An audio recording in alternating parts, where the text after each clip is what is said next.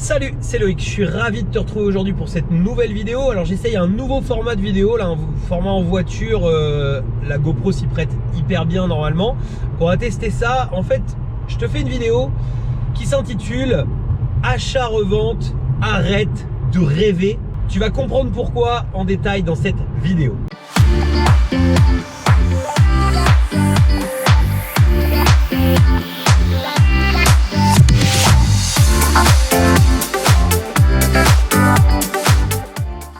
Alors juste avant de démarrer, je vais t'inviter à t'abonner à cette chaîne, à rejoindre des milliers d'investisseurs qui l'ont déjà fait.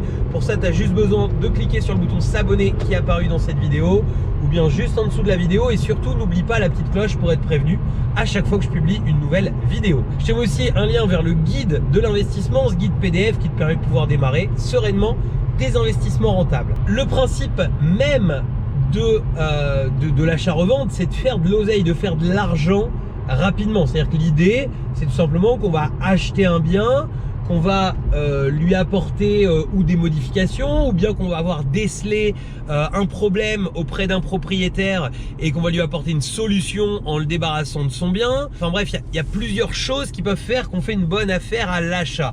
Et comme je te dis toujours, c'est à l'achat qu'on fait la bonne affaire.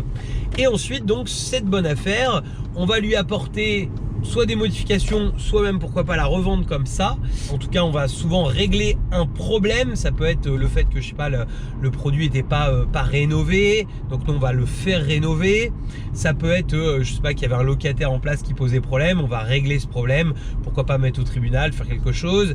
Ou bien tout simplement on va avoir bien acheté et puis on va remettre à vendre. Mais en tout cas, l'idée c'est d'avoir une action de notre part qui fait que quand on va remettre à vendre, on va faire une plus-value, on va gagner de l'argent sur cette opération. Donc ça, c'est tout le principe même d'un achat-revente et on va faire une marge. En fait, finalement, c'est pas différent de si tu achetais, je sais pas, un produit d'occasion, que tu le payes pas cher et que tu le revendes plus cher par la suite. C'est vraiment c'est la même chose en fait finalement, sauf qu'on va le faire avec de l'immobilier. Ensuite, il y a plusieurs formes pour faire ça. On peut soit faire ça de manière très occasionnelle et le faire ça pourquoi pas sur une résidence principale, tout en sachant que l'idéal c'est quand même d'avoir vécu un peu dans le bien, hein, parce que il faut pas que ce soit de la pure spéculation, hein, sinon c'est une activité qu'on appelle le marchand de biens dont on va parler après. Après, sinon, tu peux le faire sur une résidence type secondaire, résidence que tu aurais louée ou dans le cadre de ton activité de loueur. Ça s'appelle de l'arbitrage de patrimoine. C'est tout à fait autorisé, hein. Tu peux même acheter, revendre. Enfin, voilà. Là, on va payer une plus-value, donc une taxation sur la plus-value parce que ça n'est pas notre résidence principale. Et ensuite, eh bien, on peut faire ça aussi de manière professionnelle en ayant une activité de marchand de biens qui présente à la fois des avantages et des inconvénients. C'est pas le sujet du jour. Si tu as envie qu'on fasse un focus plus complet sur le marchand de biens, un de ces quatre, on pourra. Mais je voulais plutôt parler de ce qui peut être du positif et du négatif, et surtout ce qui fait que voilà, les gens sont un petit peu dans le rêve parfois, et je voulais vraiment attirer ton attention sur les réalités d'un achat-revente. En fait, ce qui se passe, c'est que effectivement, ce qui est top avec un achat-revente, c'est que tu vas acheter à un instant T, tu vas faire une plus-value, tu vas revendre, tu vas faire une plus-value. Mais il y a quand même des critères qui font que tu vas faire ou non cette plus-value. Le premier critère qui va rentrer en ligne de compte, c'est d'avoir bien évalué ton marché. Parce que bien acheter pour bien revendre, eh bien, c'est quelque chose qui n'est pas forcément donné à tout le monde. C'est-à-dire que si tu arrives dans une nouvelle ville et puis que tu t'apprêtes à faire un achat-revente, bah, c'est pas toujours facile de trouver le bon bien, et des fois on peut avoir l'impression qu'on a bien acheté. Par exemple, une chose toute simple, quand tu fais une grosse négo sur un produit qui traîne depuis très longtemps, bah, pose-toi la question. Pourquoi est-ce qu'il traîne depuis très longtemps? Est-ce que réellement tu vas lui apporter un vrai plus qui va faire que il va valoir sa vraie valeur, etc. Maintenant, c'est tout à fait faisable, hein. Moi, je l'ai fait plusieurs fois sur des résidences principales. On va acheter un bien. Moi, par exemple, il y a un bien en question auquel je pense que j'ai fait en achat-revente. J'ai acheté ce bien. Je l'ai acheté bien en dessous du marché. J'ai fait une belle négociation parce qu'en fait, les gens avaient laissé beaucoup de choses qui faisaient peur. C'est-à-dire que la maison, elle avait une vingtaine d'années, elle avait été laissée en placo depuis une vingtaine d'années, c'est-à-dire qu'ils n'avaient jamais modifié, en fait, jamais peint les murs, et ils avaient gardé un petit peu dans l'état tel qu'ils l'avaient fait construire. Et le fait de faire ça, en fait, les placos étaient devenus marrons, il y avait une odeur dans la maison, ça faisait sale, bah, ça faisait peur en fait, hein, tout simplement. Et voilà, bon, il n'y avait pas que ça, il y avait plein de soucis autres de finition qui existaient, mais c'était que de la finition, c'était que de l'embellissement. Donc moi j'ai fait une offre où j'ai explosé le prix, hein. On était sur un prix de vente de 230 000 € demandé, j'avais proposé 165 000 €. Mais il y avait aussi des critères qui faisaient que je savais que je tombais sur le bon vendeur. Mais bref, donc si tu veux, voilà, après moi j'ai refait faire à peu près 20 000 € de travaux dedans et c'est un produit qui a pu être vendu un petit peu plus même de 230 000 qui était demandé puisque ça avait été vendu 240 000 €. Mais tu vois, même là dans mon estimation, bah moi j'estimais en fait que j'allais même revendre ça 250 000, tu vois, et je l'ai revendu 240. Bon, tu me diras, la plus-value était belle quand même, mais voilà, je connaissais mon marché, j'étais sur un endroit que je maîtrisais sur le bout des doigts, je savais vraiment exactement ce que je faisais.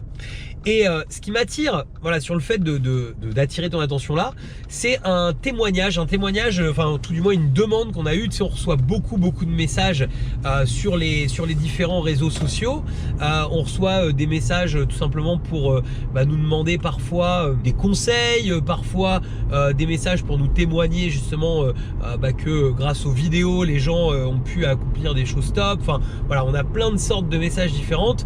Et on en reçoit vraiment énormément parce qu'on en a quasi une cinquantaine par jour, même des fois plus d'ailleurs, entre voilà, les messages qu'on va recevoir sur la page Facebook, qu'on va recevoir sur l'adresse email, sur les réseaux, sur Instagram, etc. Donc c'est pour ça que c'est souvent difficile de répondre parce que j'ai une personne qui s'en occupe indirectement qui est Max dans l'équipe, mais c'est toujours des fois un petit peu compliqué. Et là il a attiré mon attention parce qu'il a reçu un message de la part d'une personne en fait qui lui expliquait que voilà, c'était quelqu'un qui n'avait pas envie de s'endetter, donc du coup le principe voilà, de louer, même de louer en faisant de la marge, ça lui faisait très peur, qu'il n'en avait pas envie, et donc il trouvait un achat-revente finalement beaucoup moins risqué pour lui et qu'il allait faire un achat-revente.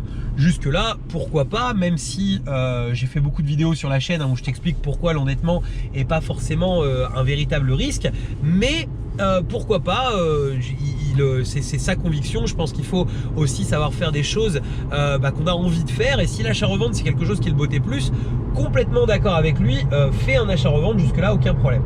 Et en fait il nous explique que c'est parce qu'il a besoin d'argent. Alors déjà, quand tu commences à faire un achat-revente parce que tu as besoin d'argent, le mot besoin est important, les mots sont importants, hein. Robert Kiyosaki nous l'apprend dans, je crois que c'est dans le livre Seconde Chance, hein, que les mots qu'on choisit sont des choses vraiment qui importent pour nos réussites ou nos échecs. Et le mot d'avoir besoin d'argent, quand l'argent devient un besoin, eh bien en général on fait pas les choses de manière tout à fait optimisée, et souvent c'est là où on commence à prendre des risques, on commence à avoir voilà, des problématiques qui puissent arriver. Donc jusque déjà là sur les mots choisis, je m'attendais à quelque chose qui irait pas forcément. La personne donc nous envoie qu'il a besoin d'argent. Et là au moment où je te tourne cette vidéo, je crois qu'on doit être le 6-7 mai, donc tu vois, s'il m'envoie le témoignage là, c'est max, c'est que c'est arrivé dans les quelques jours qui précèdent, donc peut-être le 3 mai, enfin on va dire aller début mai.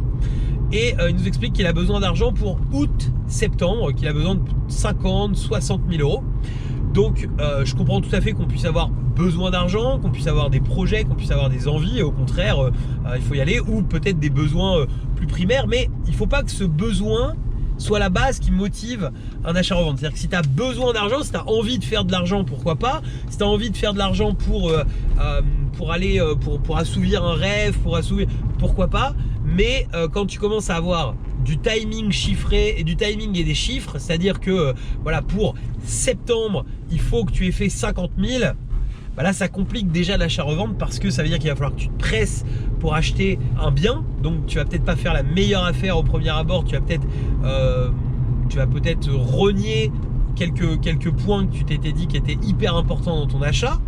Donc tu vas prendre un petit risque supplémentaire. Ensuite tu vas très certainement, si tu es limité, enfin si l'argent c'est vraiment un besoin, donc que tu as utilisé ces mots de besoin, eh bien tu vas devoir être pris aussi un peu plus par les sentiments, par le fait que voilà, ah tiens, ça y est, cet argent va pouvoir rentrer, va pouvoir m'apporter quelque chose. Bref, donc les mots choisis d'un côté et le côté en fait vraiment timing sont un souci. Alors la deuxième chose, c'est que on est en mai et la personne parle d'achat-revente pour août-septembre. Et là, il y a un vrai problème.